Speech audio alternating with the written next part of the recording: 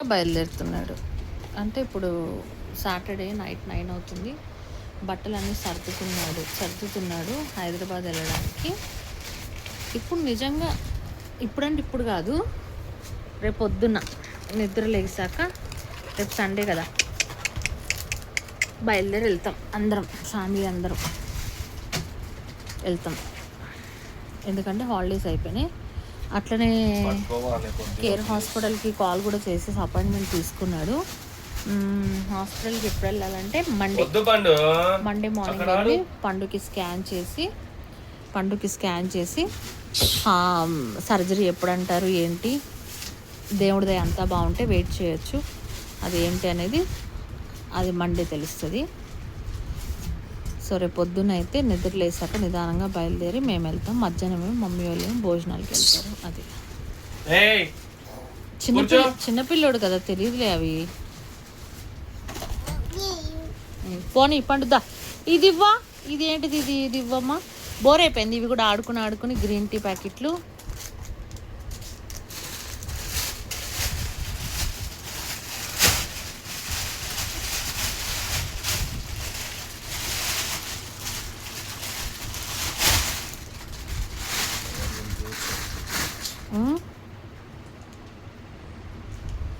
పండుగ 2 జతల బట్టలు బయట ఉంచాలి.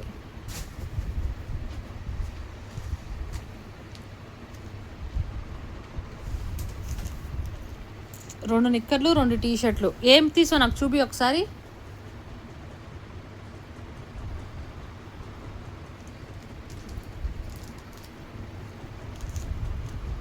అంతే, మాట పలుకు ఉండదు, నోరు ఉండదు, చెవులు వినపడవు, మాటలు రావు. అందుకే నాకు అవినాష్ అంటే అస్సలు నచ్చదు.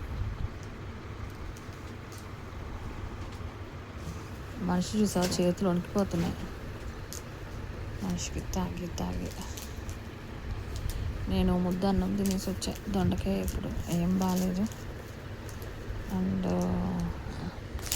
ఇంకో విషయం చెప్పాలి.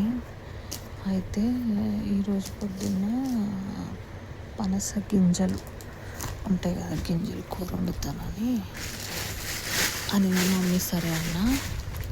అయితే చాలా పనస గింజలు ఉండాలి. ఏమైందో తెలియదు, కూరలో 4 ఉన్నాయి. ఆ కూర కూడా నేను తినలేదు. ఇంకా ఏమైందో తెలియదు. ఇంకా మిగతా గింజలు అక్కడే ఉన్నాయి.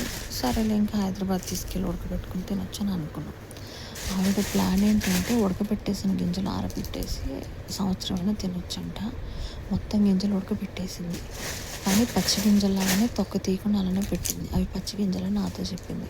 నేను తినలా. ఇప్పుడు బై మిస్టేక్గా వాళ్ళ మమ్మీతో మాట్లాడుతా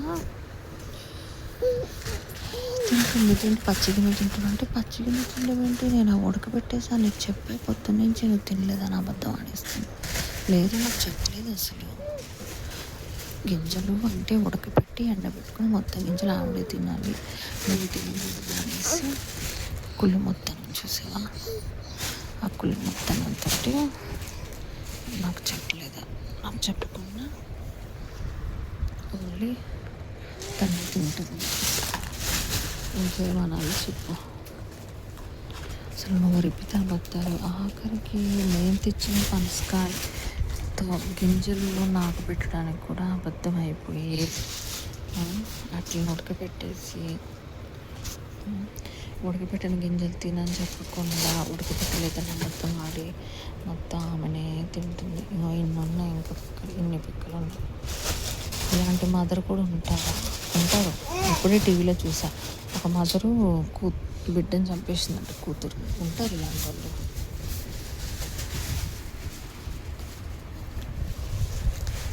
పండు, ఎందుకు పండు నీ ఫోన్లు? ఇదిగో గ్రీన్ టీ ప్యాకెట్లు రా.